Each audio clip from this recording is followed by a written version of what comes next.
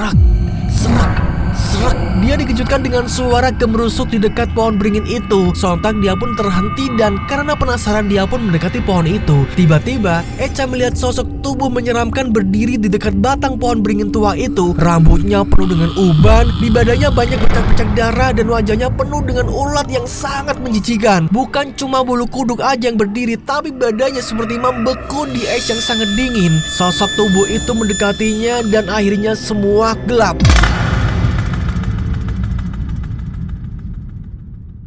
Assalamualaikum warahmatullahi wabarakatuh. Selamat pagi, siang, sore, malam semuanya. Bagaimana kabar kalian? Semoga selalu dalam keadaan yang baik-baik saja. Seperti biasa, saya di sini kembali untuk kalian semua untuk membawakan sebuah cerita horor untuk menemani aktivitas harian kalian. Sebelum kita masuk ke dalam ceritanya, seperti biasa absen dulu dong di kolom komentar ya. Ada siapa dan dari mana kotanya.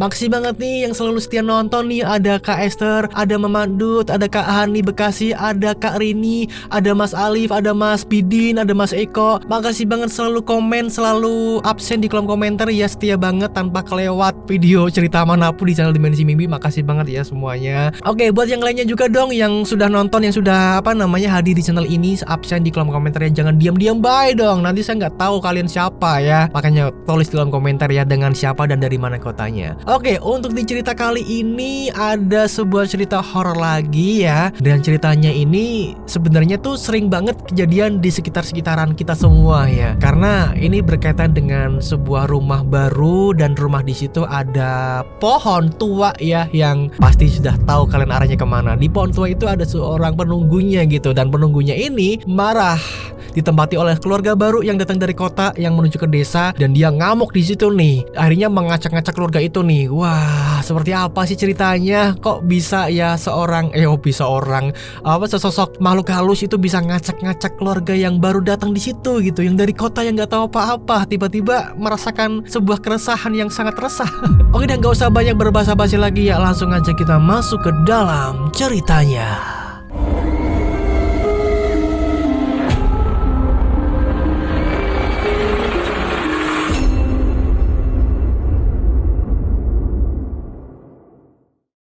Ada sebuah keluarga nih yang dari kota dan mereka ini ingin pindah rumah tinggal ke desa ya, dekat dengan pegunungan, karena mereka ini ingin mencari suasana sejuk dan ketenangan gitu katanya. Namun beberapa waktu setelah mereka tinggal di sana, kejadian-kejadian buruk mulai menimpa suasana dalam rumah mereka nih. Setelah mereka ini berurusan dengan sebuah pohon yang ada di depan rumah mereka. Sebuah keluarga dari kota yang baru saja membeli salah satu rumah di sebuah pedesaan. Kondisinya memang masih bagus. Pemilik sebelumnya itu justru pindah ke kota malah, jadi kayak tukeran gitu ya. Rumi bersama Arhan suaminya ini dan kedua anaknya Juna dan Echa baru saja sampai di desa itu. Arhan sudah menyewa jasa seorang warga di situ, yaitu Pak Karto, untuk membantu mengangkut barang-barang dan menatanya di rumah. Pak, tolong bantu angkat barang-barangnya ya, bawa masuk ke dalam, ucap Arhan kepada Pak Karto nih. Nah, dengan segera Pak Karto kala itu membantu mengangkut barang-barang yang ada di dalam mobil ke dalam rumahnya. Setelah semua sudah ditata di dalam rumah nih, Pak Karto lanjut bersih-bersih kebun rumah dan halaman rumah yang ada di depan serta di samping. Karena memang rumah yang dibeli Arhan itu memang cukup luas dengan halaman dan kebun, bahkan ada banyak pohon membuat suasana itu menjadi adem, sesuai dengan harapan banget nih. Kala itu Rumi juga menyiapkan minuman dan cemilan buat Pak Karto nih yang sudah membantunya. Pak Karto ini akhirnya kemudian disuruh untuk istirahat dulu nih. Pak, silakan diminum sama dimakan dulu camilannya, gampang lanjut nanti. Iya Bu, terima kasih. Akhirnya Pak Karto pun istirahat juga dong, karena memang sudah dari tadi nih dan dia juga merasa haus. Beberapa menit kemudian setelah dia istirahat, kemudian Pak Karto ini lanjut lagi memotong rumput yang belum selesai. Nah, setelah selesai semuanya, Pak Karto berkenalan dengan Rumi dan kedua anaknya serta memberitahukan rumahnya yang juga nggak jauh dari situ. Pak Karto kemudian dibayar dan dia pamitan pulang karena sudah hampir sore waktu itu. Terima kasih banyak ya Pak. Bu, kalau begitu saya pamit pulang dulu. Iya Pak, sama-sama. Saya yang terima kasih loh Pak, udah banyak dibantu nih. Sementara Juna dan Echa sudah tepar nih di kamarnya masing-masing. Di rumah itu ada 4 kamar dan 1 kamar yang kemudian mereka jadiin gudang penyimpanan. Karena sudah sore, Rumi dan Arhan pun gantian untuk mandi. Setelahnya Rumi membangunkan Echa dan Juna untuk mandi karena sudah mau maghrib juga. Nah, singkat cerita nih, pada malam harinya semua keluarga Arhan jamaah di musola terdekat dan berkenalan dengan dengan warga sekitar dong. Untungnya Juna dan Echa itu periang, jadi dengan mudah mereka cepat dapat teman dengan anak-anak yang ada di desa itu yang seumuran mereka yang masih SMP. Bahkan mereka juga sudah bertukar kontak telepon loh masing-masing nih. Setelah selesai pulang dari Mosala nih, Rumi mampir dulu ke warung yang ada di dekat rumah terlebih dulu. Sedangkan Arhan, Juna dan Echa pulang duluan. Kala itu Runi hendak membeli nasi nih karena memang dia itu belum masak. Ya karena di rumah juga belum ada bahan-bahan makanan kan. Saat itu di warung Rumi juga kenalan nih dengan pemilik warung serta ada ibu-ibu juga yang beli di warung itu. Usai membeli nasi, dia bergas pulang ke rumah nih. Saat dirinya di depan teras, pandangannya ini tertuju pada pohon ringin yang ada di samping rumahnya. Setelahnya dia pun ya udah masuk aja lah karena tiba-tiba dia di sini merasa merinding nih. Malam itu mereka pun makan bersama sambil nonton TV. Nah, malam itu Arhan ngobrol nih soal dirinya yang besok akan pergi ke kota dulu mau urus bisnis. Rumi pun menanyakan kapan dirinya akan pulang lagi ke sini. Setelah itu mereka membahas soal sekolahannya Juna dan Echa yang akan dilanjutkan di desa itu. Jadi mereka juga otomatis pindah sekolah dong ya. Bahkan Arhan menyarankan kepada Echa dan Juna untuk nanti les juga nih. Dan mungkin Arhan atau Rumi akan mencoba tanya kepada warga sekitar di mana tempat les yang ada di situ. Karena waktu di kota mereka juga udah les nih. Nah, nggak kerasa malam udah mulai larut dan mereka sudah selesai makannya. Akhirnya mereka memutuskan untuk tidur. Karena suasana pada malam itu nih di desa itu udah sangat sepi banget. Beda kayak nggak di kota. Di jam segitu masih rame. Akhirnya mereka yang bingung mau ngapain ya bobo aja kan. Nah, singkat cerita nih, esoknya Arhan pamit dulu ke kota mau urus bisnisnya di sana dan akan pulang nanti malam. Memang sebenarnya mereka bisa dibilang sudah berkecukupan, usaha sudah memiliki cabang dan kepindahan mereka di situ memang semata-mata untuk menghindari hiruk pikuknya suasana perkotaan. Menjelang siang, usai Juna dan Echa pulang dari sekolah barunya di situ, mereka berdua izin nih mau main sama temannya di desa itu. Namun mereka misah karena Juna dengan teman cowok-cowoknya sementara Echa dengan teman cewek-ceweknya. Kala itu Juna diajak mancing di kali dan dia excited banget saat itu karena di kota nggak pernah mancing. Namun ternyata tempat yang didatangi adalah sungai yang dikelilingi pohon bambu yang bikin merinding. Ada salah satu temannya bernama Husen menegurnya ketika Juna ini melamun. Disuruh untuk rileks dan tenang baik gitu, tenang aja. Akhirnya ketika jorannya gacor dapat ikan mulu, Juna seakan melupakan rasa takutnya itu. Bahkan ikan hasil tangkapannya langsung mereka bakar di kebun dengan alat seadanya. Dan Juna justru excited banget dengan apa yang dia lakukan di desa itu. Merupakan hal baru baginya nih. Sementara Echa hanya dudukan dan menikmati pemandangan di desanya di tempat-tempat yang memang indah di situ. Sesekali Echa menceritakan bagaimana kehidupannya di kota dan begitu juga sebaliknya. Salah satu teman Echa yaitu Linda mengatakan kalau seminggu lagi bakalan ada pasar malam di lapangan desanya. Echa nggak sabar banget nih, pengen banget segera datang ke pasar malam itu dengan kawan-kawan barunya itu. Sementara di tempat lain, sore itu Rumi berkumpul dengan ibu-ibu yang ada di desa itu. Dia mencoba menanyakan soal les di daerah situ untuk Echa dan Juna. Dan kebetulan saat itu salah satu ibu-ibu ada yang tahu yang ternyata nggak jauh dari situ tempatnya.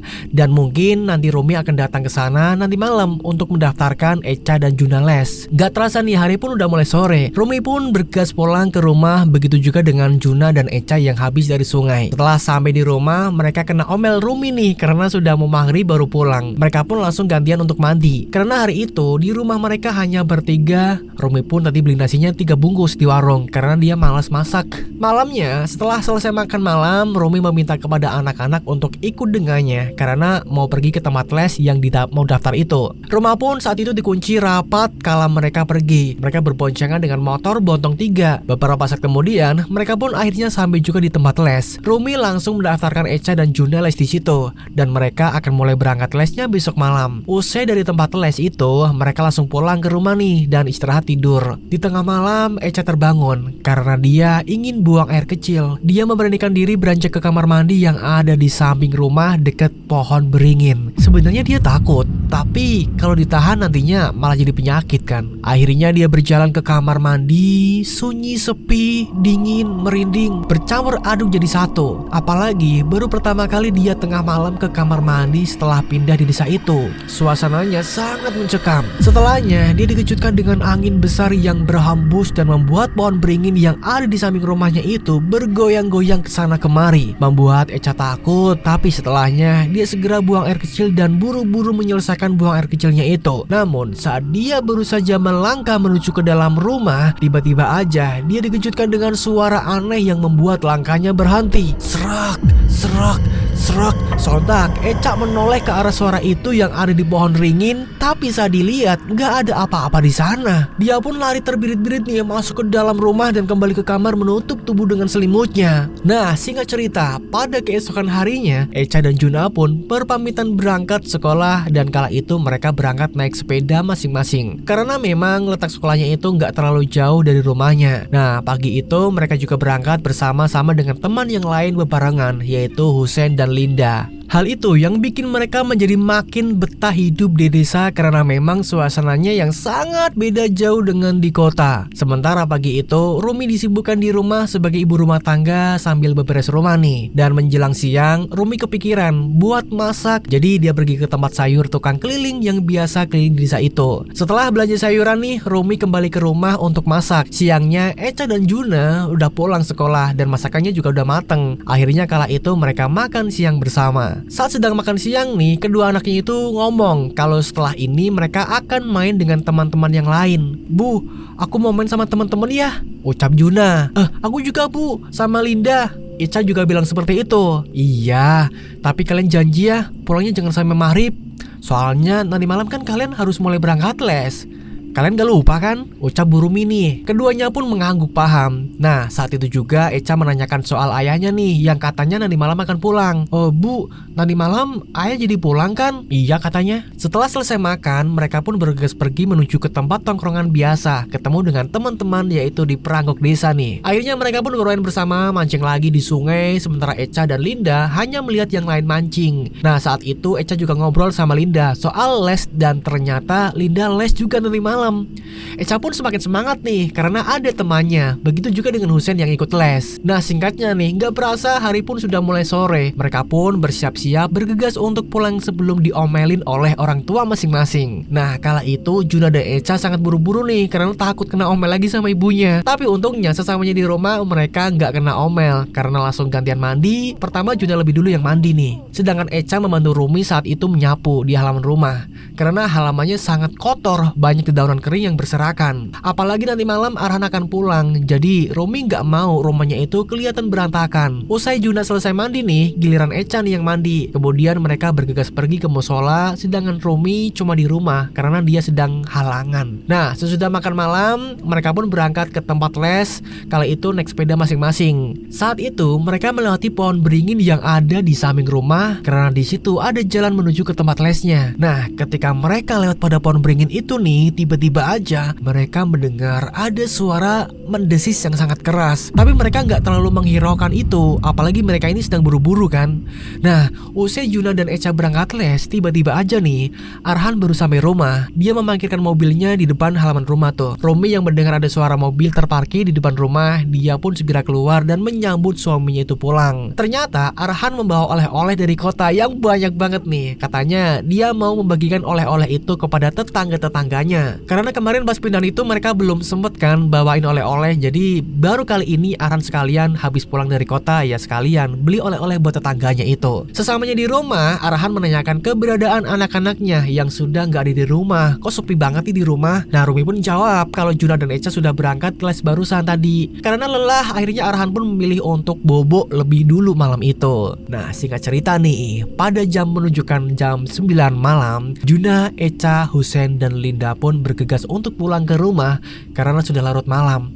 Mereka naik sepeda masing-masing. Beberapa saat kemudian mereka melewati pohon beringin yang ada di samping rumahnya Juna dan Echa. Saat itu Linda dan Hussein tiba-tiba merinding nih karena mereka melihat seperti ada yang mengintai mereka. Kita duluan ya, ucap Juna. Iya, kalian hati-hati ya, Echa juga bilang seperti itu. Nah, Linda dan Hussein pun langsung mempercepat kayuhan sepedanya, berharap cepat sampai di rumah karena takut. Nah, singkat cerita, di tempat lesnya Echa dan Juna ada teman baru yang bernama Dini. Dia juga rumahnya dekat dengan mereka. Tapi memang si Dini ini baru mendaftarkan les. Dini biasanya juga naik sepeda sama dengan yang lain, tapi dia nggak berangkat bersama dengan lain, jadi dia sendirian tuh. Nah, pada suatu hari Dini naik sepeda sendirian di malam hari. Tak ada cahaya yang terang, hanya ada cahaya lampu yang samar-samar dari ujung jalan. Dia ini selalu melewati jalan yang ada di samping rumahnya Echa yang ada pohon beringinya itu. Dia sengaja nih les malam, karena di siang hari dia harus membantu ibunya menjaga warung. Singkat cerita, pada pagi harinya, kala itu Dini sarapan terlebih dahulu bersama dengan ibunya nih. Dini, nanti pulang sekolah kamu jaga warung sendiri ya.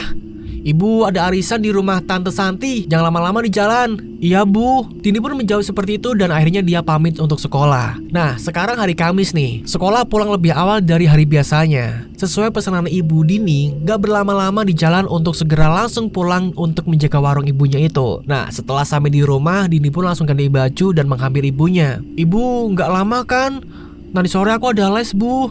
Iya nak, ibu akan segera pulang sesuai caranya. Nah, jawab dari ibunya dan kemudian ibunya pun pergi. Setelah ibunya pulang nih, pada sore harinya Dini pamit kepada ibunya usai sholat maghrib. Hati-hati ya nak, selesai les kamu langsung pulang ke rumah. Jangan lama-lama di jalan. Ini malam Jumat Kliwon loh. Nah, ibunya pun ngomong seperti itu buat nakutin Dini. Aku nggak akan pernah keluyuran bu, tenang aja. Aku langsung pulang kok. Dini pun ngomong seperti itu. Kemudian dia berangkat untuk les. Saat itu Dini ngebut banget nih naik sepedanya nih. Hingga akhirnya dia sampai di jalanan yang ada di samping rumah Echa dan Juna yang ada pohon beringinya. Tiba-tiba bulu kuduknya ini berdiri dan merinding ketakutan setiap dia melewati pohon itu. Dia pun mempercepat kayuan sepedanya. Tiap kali ada lewat pohon itu, rasanya nafasnya tuh kayak tersendak-sendak gitu loh. Heh, kenapa kamu? Tiba-tiba ada Husein muncul nih di perempatan jalan. Dini pun kaget dong. Ketakutan ya. Kenapa? Dikejar genderuwo? Apa kuntilanak? Husein pun ngejek nih sama Dini karena muka Dini ini kelihatan udah takut banget. Takut enak aja. Aku kan gak percaya sama yang begituan. Lagian cemen banget sih. Gitu aja takut. Dini pun membela diri nih, pura-pura gak takut kan. Kala itu memang Husein baru berangkat sendiri karena ternyata Echa dan Juna serta Linda udah berangkat duluan. Hingga akhirnya Dini dan Husein ini pun berangkat bareng. Jam pun menunjukkan pukul 9 malam. Jam les berakhir dan Pak Joko mengakhiri les itu. Kembalilah mereka harus melewati jalan itu dan Dini juga harus melewati pohon beringin tua itu. Tapi saat itu Dini ini pulangnya terakhir sendirian karena dia belum selesai mengerjakan tugas yang diberikan oleh Pak Joko. Nah, di malam itu jalanan ini sudah sepi banget, gak ada orang satupun yang melewati jalan itu. Tiba-tiba ada suara kresek. Nah, Dini pun menoleh ke belakang nih karena dia ngerasanya ada yang mengikutinya. Tapi pas Dini udah nengok ke belakang, ternyata di situ nggak ada apa-apa. Kini bulu kuduknya merinding serasa aliran darah berhenti. Baru beberapa langkah lagi Dini menoleh ke belakang dan Pak Joko. Perasaan tadi nggak ada di belakang Dini. Pak Joko mau kemana? Ternyata di situ ada Pak Joko. Dini pun menyapanya sambil masih kebingungan nih. Kok tiba-tiba ada Pak Joko di situ? Kamu ketakutan? Ayo bapak antar. Dini pun hanya bisa terdiam dan terheran-heran dari mana Pak Joko tahu kalau Dini itu takut. Nah, setibanya di pohon tua itu yang ada di samping rumahnya Echa dan Juna, Pak Joko berhenti nih. Sudah ya, sampai di sini aja bapak nganternya. Karena bapak masih ada keperluan lagi. Iya pak, terima kasih ya sudah mau nganterin aku. Dengan sekejap Pak Joko pun menghilang. Dini gak yakin nih apa yang dia lihat. Dia pun langsung buru-buru melanjutkan perjalanannya. Beberapa saat kemudian Dini pun akhirnya sampai juga di rumah. Sepulang les tadi, Juna hendak ke kamar mandi yang ada di samping rumah karena tiba-tiba saja dia merasa ingin buang air besar. Dia pun menahan rasa takutnya itu, sedangkan Romi belum tidur, dia pun sedang menonton TV di ruang tengah. Saat dia sedang berada di dalam kamar mandi nih, kesiur angin kencang masuk ke dalam kamar mandi yang bikin merinding dan merasakan hawa dingin kala itu. Ketika berada di dalam kamar mandi nih, Juna mendengar ada suara desisan yang terdengar jelas dan keras banget. Namun saat itu Juna berpikir kalau itu mungkin suara tikus yang ada di samping kamar mandinya. Beberapa saat kemudian dia pun akhirnya selesai juga buang air besarnya itu. Dia pun beranjak kembali ke dalam rumah. Tapi baru aja dia melangkah mau masuk ke dalam rumah, tatapannya tertuju pada pohon beringin tua yang ada di halaman sampingnya itu. Dia melihat pohon beringin itu bergerak kencang, padahal pohon yang lain diam aja, nggak seheboh pohon beringin itu. Juna! Teriak Bu Rumi. Juna yang sedang memperhatikan pohon beringin itu tiba-tiba dipanggil oleh ibunya. Akhirnya dia pun mencoba melupakan dan beranjak menghampiri ibunya. Iya, ada apa bu? Sudah selesai kan? Ibu mau tidur? Iya bu, sudah. Akhirnya karena sudah malam, Juna pun dan Rumi kembali ke kamar masing-masing untuk tidur. Gak lupa juga lampu rumah dimatikan semuanya. Nah, singkat cerita nih, pada keesokan paginya, saat sedang sarapan bersama sebelum berangkat sekolah, Juna bercerita soal semalam yang dia lihat pada pohon beringin yang ada di samping rumah. Begitu juga dengan Echa yang ikut nimbrung cerita dengan kejadian yang sama waktu itu saat tengah malam dia buang air kecil. Tapi Rumi dan Arhan mencoba mengalihkan pembicaraan dan menyuruh kedua anaknya itu jangan berpikir yang aneh-aneh. Akhirnya setelah selesai sarapan, Juna dan Echa pamitan untuk berangkat sekolah. Sedangkan Arhan untuk mencari kegiatan pagi itu, dia ke samping rumah menyirami tanaman biar seger-seger nih. Sementara Rumi sibuk di dapur bersih-bersih piring yang habis dipakai sarapan tadi dan juga nyapu rumah. Saat sedang menyirami tanaman di depan halaman rumah dan di samping rumah kala itu, Arhan disapa oleh tetangganya yang lewat. Arhan pun menanggapinya dengan ramah. Bahkan mereka ngobrol-ngobrol nih buat sekitar basa-basi. Sesaat kemudian tiba-tiba Pak Karto lewat samping rumah. Arhan pun memanggilnya. Pak Karto, sini. Pak Karto pun langsung menghampiri Arhan. Ternyata Pak Arhan ini meminta tolong kepada Pak Karto untuk membersihkan kamar mandi yang ada di samping rumahnya itu. Karena waktu itu memang lupa dibersihkan dan menurut Pak Arhan emang di situ tempatnya udah kumuh banget. Pak Karto pun dengan senang hati nih segera mengerjakan apa yang sudah diperintahkan oleh Pak Arhan untuk membersihkan kamar mandi. Setelahnya Bu Rumi pun menghampiri Pak Arhan yang sudah dudukkan di depan teras rumah dan menanyakan kenapa tiba-tiba ada Pak Karto. Pak, itu kenapa ada Pak Karto? Iya mah, Papa yang nyuruh buat bersihin kamar mandi, kan kumuh itu. Bu Rumi pun mengangguk paham dan dia lanjut untuk menyapu halaman rumahnya. Nah, singkat cerita nih, 1 bulan pun berlalu. Keluarga mereka nggak ngalami hal-hal kejanggalan apapun di situ. Hingga pada bulan kedua nih, Rumi yang merasa jenuh di situ karena nggak ngapa-ngapain, tiba-tiba dia ada ide jualan di situ. Padahal sebenarnya tanpa jualan pun uang mereka sudah banyak. Jadi Bu Rumi ini jualan itu karena gabut aja, bukan karena butuh duit ya. Nggak lebih, dan dia juga seneng kalau bisa mengenalkan jajanan kota di desa itu. Karena jarang banget nih ada makanan atau minuman yang biasa dia temukan di kota-kota, namun di desa itu nggak ada. Akhirnya pun Arhan menyetujui dan bahkan mendukungnya karena hal itu juga bisa membuat mereka akrab dengan warga-warga yang ada di situ. Nah, malam itu Arhan dan Rumi serta kedua anaknya ini sedang menonton TV bareng-bareng sambil ngobrol-ngobrol nih. Rumi meminta pendapatnya kepada Arhan. Pah, gimana kalau Mama jualan warung aja di depan rumah? Mama bosen Pak kalau nggak ngapa-ngapain di rumah. Iya, Papa setuju.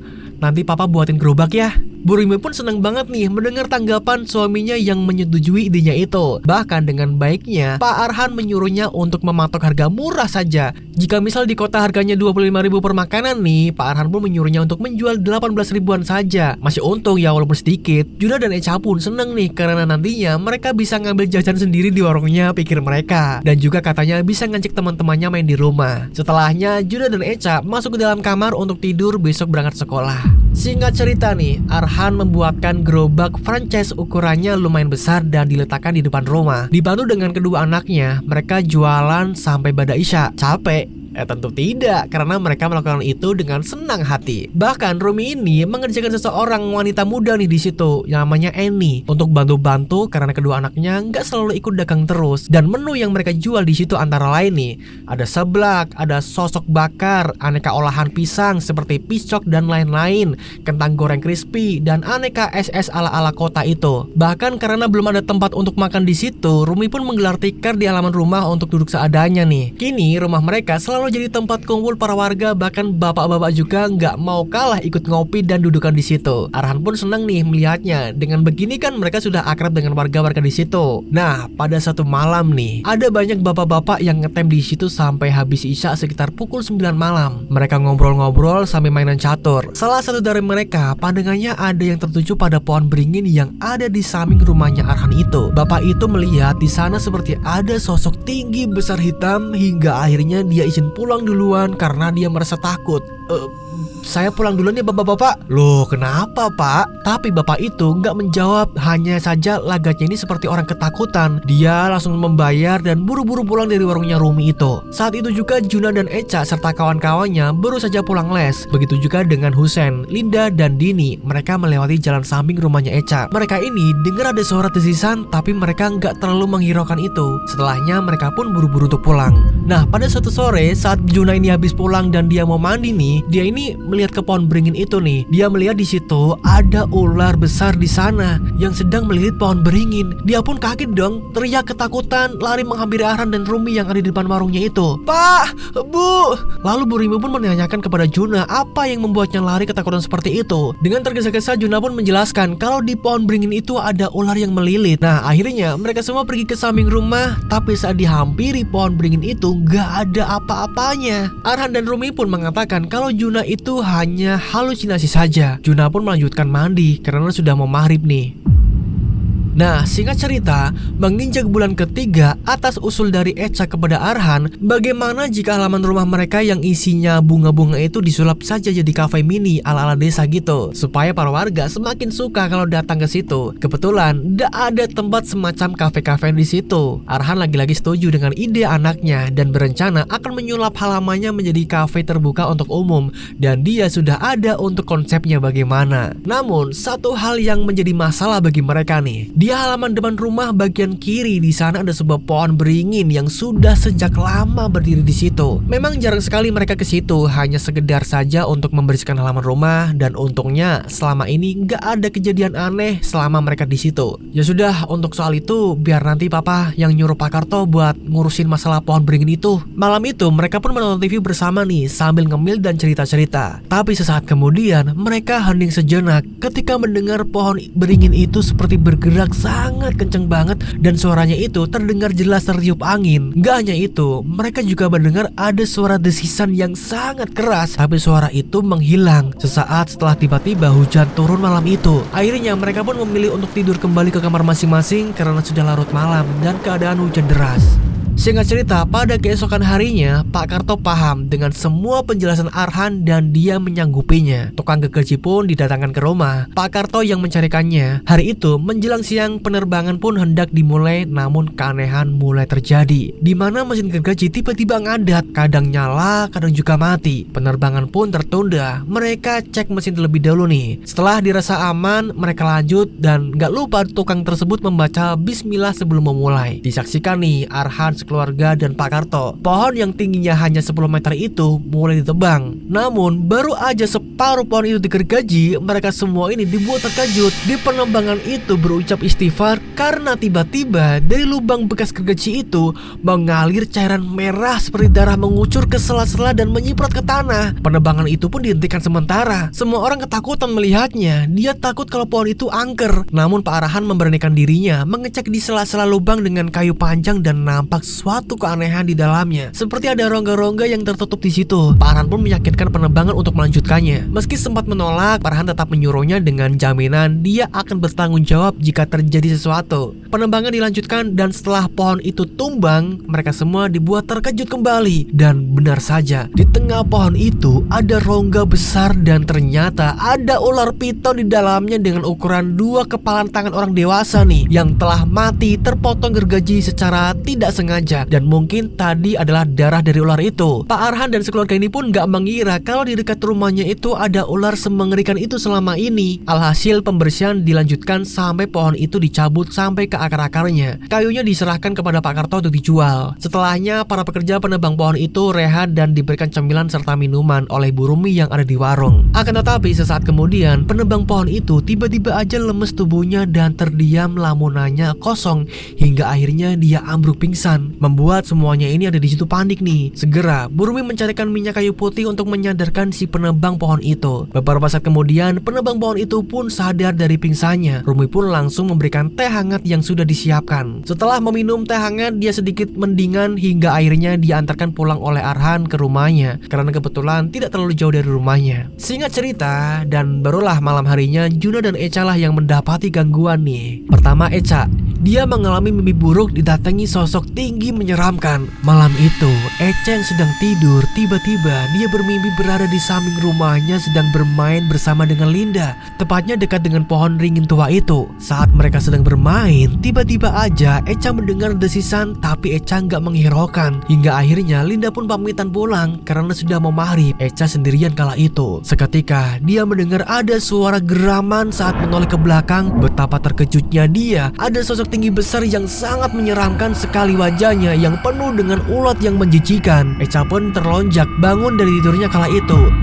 Setelah bangun dari mimpi buruk itu, nafasnya ini nggak beraturan, keringat dingin membasahi tubuhnya itu. Dan setelah itu Echa sakit-sakitan, susah makan, bahkan dia selalu kesurupan. Nah, pada pagi harinya nih, Echa ini terlihat lemas tubuhnya dan pucat banget di wajahnya. Dia nggak mau sarapan dan dia nggak mau berangkat sekolah. Karena si Echa ini memang terlihat sakit, jadi Burumi pun mengizinkannya untuk nggak berangkat sekolah dulu. Dan Juna pun akhirnya berangkat sekolah sendiri. Memang tubuhnya Echa ini sangat panas. Akhirnya hari itu dia dibawa ke dokter oleh Burumi dan Pak Arhan. Tapi setelah diperiksa dokter tidak mengatakan sakitnya apa. Dokter hanya memberikan vitamin doang nih. Nah, singkat cerita, pada malam harinya Echa pergi ke samping rumahnya karena dia hendak ke kamar mandi. Tapi baru aja dia beranjak masuk ke dalam pintu kamar mandi, tiba-tiba serak, serak, serak. Dia dikejutkan dengan suara gemerusuk di dekat pohon beringin itu. Sontak dia pun terhenti dan karena penasaran dia pun mendekati pohon itu. Tiba-tiba Echa melihat sosok tubuh menyeramkan berdiri di dekat batang pohon beringin tua itu. Rambutnya penuh dengan uban, di badannya banyak bercak-bercak darah dan wajahnya penuh dengan ulat yang sangat menjijikan. Bukan cuma bulu kuduk aja yang berdiri, tapi badannya seperti membeku di es yang sangat dingin. Sosok tubuh itu mendekatinya dan akhirnya semua gelap. Dia terbujur kaku di tanah dan gak tahu apa-apa lagi. Dan akhirnya Echa pun pingsan. Nah, akhirnya Echa pun bangun nih. Dia bangun sudah ada di kamar. Dia pun teriak nih, "Bu, Ibu, kamu sudah sadar, Nak?" "Bu, Echa lihat." Echa pun gak bisa untuk ngomong nih. Setelahnya Burumi pun memberikan air putih untuk Echa dan Rumi mencoba untuk menenangkannya. Sesaat kemudian Echa pun terdiam nih. Dia seperti melamun dan tiba-tiba aja pandangannya melihat ada bayangan hitam besar. Kemudian bayangan itu masuk ke dalam raganya Echa hingga akhirnya Echa pun kerasukan. Dia teriak-teriak, tatapan matanya sangat tajam banget. Sontak Burumi pun ketakutan, bahkan Arhan pun menghampiri ke kamar. Sedangkan Juna malam itu dia sedang les sendirian. Pak Arhan dan Burumi pun berdoa bersama, mengaji membacakan doa-doa berharap Echa ini kembali seperti semula.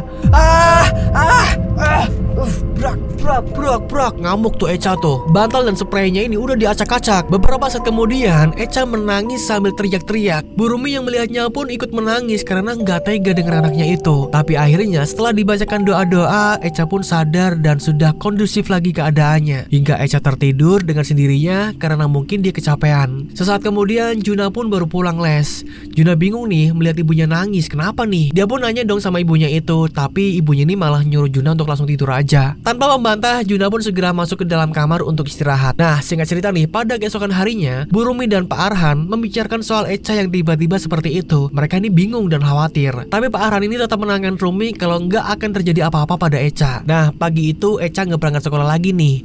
Dia masih melamun di dalam kamar, menatap ke arah jendela samping kamar. Nah, saat dihampiri Burumi nih, tiba-tiba Echa jadi teriak-teriak dan menangis.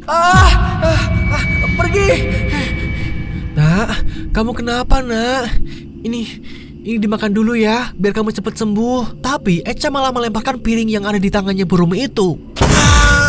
Piring itu pun pecah dan berserakan di lantai. Burumi ini pun gak mampu membendung tangisnya itu. Dan kemudian Pak Arhan pun langsung menghampiri lalu membersihkan pecahan beling itu dan membawa Burumi keluar kamar. Akhirnya Echa dikurung di dalam kamar sendirian dalam keadaan yang masih teriak-teriak. Nah, kejadian itu membuat Burumi ini menutup warungnya nih. Singkat cerita, disusul 2 hari setelahnya Juna juga mengalami hal yang sama. Dia bahkan lebih parah. Dia suka ngamuk dan marah-marah saat kesurupan. Bahkan si Juna ini sering banget lari kemudian berdiam diri di bekas pohon beringin itu yang udah didebang. Malamnya Juna yang baru saja pulang les, tiba-tiba dia merasakan pusing banget di kepalanya dan dia pun memberitahu kepada Burumi. Setelahnya Burumi pun memberikan obat sakit kepala dan menyuruhnya untuk tidur saja. Juna pun berjalan di samping rumahnya. Dia mencari sendalnya nih. Dia lupa taruh di mana tuh sendal. Malam itu dia menggunakan senter HP-nya untuk mencari sendalnya itu, tapi tetap aja nih belum nemu. Akhirnya dia hendak kembali lagi masuk ke dalam kamar, tapi baru aja melangkah dia udah mendengar ada suara desisan dan suara geraman di belakangnya. Sontak dia pun menoleh ke belakang perlahan-lahan nih. Dan betapa terkejutnya dia melihat ada sosok tinggi besar berambut panjang, wajahnya penuh dengan ulat yang menjijikan. Juna pun lari terbirit-birit masuk ke dalam kamar tanpa melihat suasana hingga akhirnya bruk.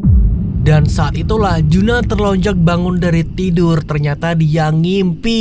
Keringat dingin membasahi kaos yang dikenakannya, dan malam itu bikin dia ini menjadi nggak bisa tidur lagi. Akhirnya Juna pun mainan HP tengah malam, tapi dia dikejutkan dengan ketukan jendela kamarnya nih. Dia yang merasa penasarannya tinggi, lantas dia bangkit dari tidurnya dan mendekati jendela itu. Jendela dibuka tapi nggak ada apa-apa di sana. Tapi kalau dia membalikkan badannya, betapa terkejutnya dia melihat tepat di hadapannya itu ada sosok besar yang ada dalam mimpinya tadi. Juna pun langsung terbujur kaku tubuhnya, dan saat kemudian sosok itu menghilang entah kemana. Juna pun sadar, dia kembali lagi ke kasurnya, tapi tatapannya masih kosong seperti bukan Juna. Berat.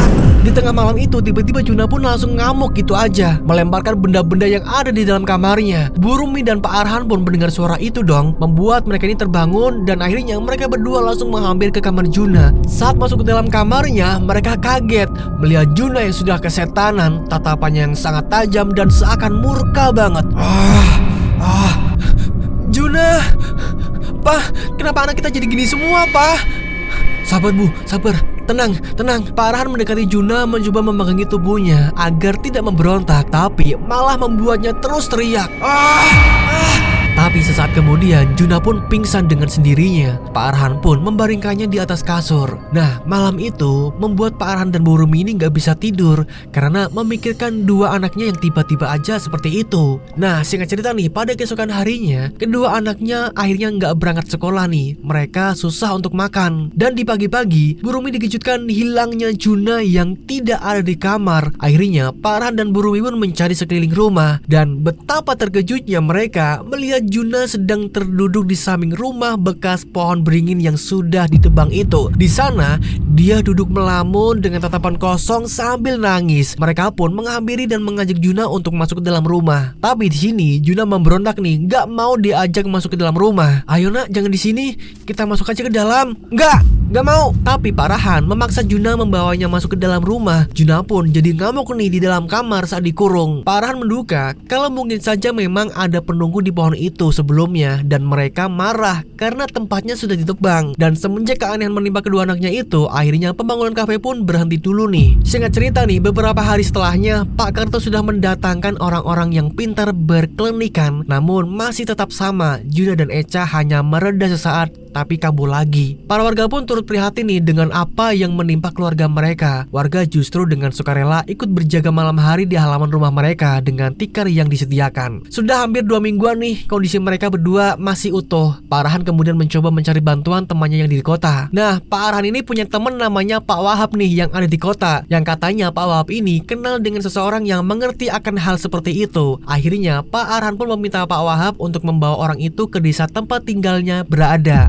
Singkat cerita nih, pada suatu hari setibanya Wahab dan seorang kakek-kakek Ki Broto, seorang ahli supranatural di rumahnya. Ki Broto langsung mengecek halaman rumah bekas pohon itu berada, dan benar aja berdasarkan penuturannya, meski pohon sudah ditebang, energi negatifnya masih kuat berpusat di situ. Namun Ki Broto berfokus untuk menyembuhkan Juna dan Echa dulu dengan media telur mentah yang nantinya akan diolaskan ke mereka berdua guna memindah kutukan itu ke dalam telurnya dengan cara kejawennya itu. Nah, kala itu Echa dan Juna dibaringkan di kasur, lalu Ki Broto berkomat kami membacakan ajian entah apa sambil beliau mengoleskan kedua telur itu di perutnya Echa dan Juna secara bersamaan dengan posisi Ki Broto berada di tengah-tengah mereka. Saat telur itu dioleskan di perut mereka, mereka meronta-ronta nih dan memberontak. Mereka dipegangi oleh Pak Arhan dan Bu Rumi dan Pak Karto. Panas!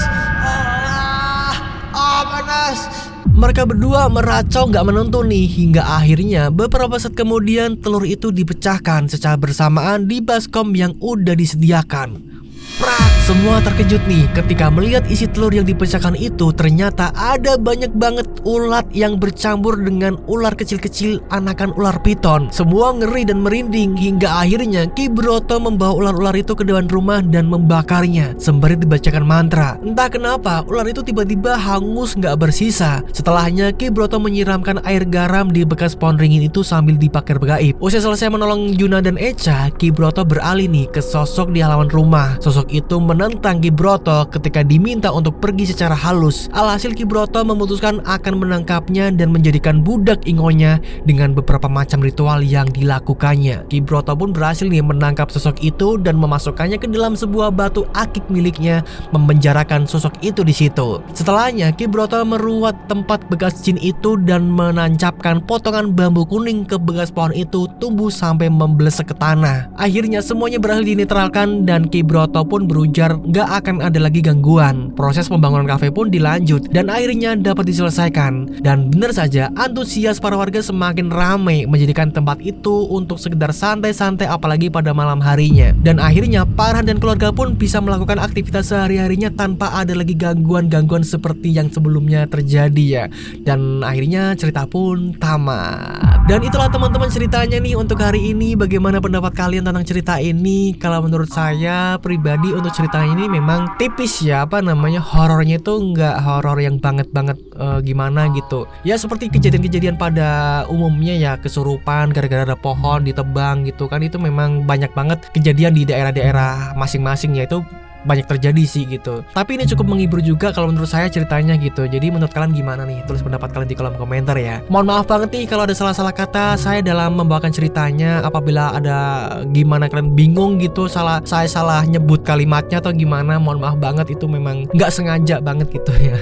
Saya sebagai manusia biasa pasti ada kesalahannya lah. Oke kalau gitu mungkin sudah waktunya di sini saya untuk pamit undur diri dulu ya. Terima kasih banget nih buat kalian yang sudah nonton dari awal sampai akhir, yang no skip. Makasih banget yang sudah selalu setia nonton channel Dimensi Mimpi maupun konten saya yang lainnya. Kalian semua the best, love you. Kalau gitu akhir kata saya mengucapkan wassalamualaikum warahmatullahi wabarakatuh. Ingat ya, hidup hanyalah ilusi.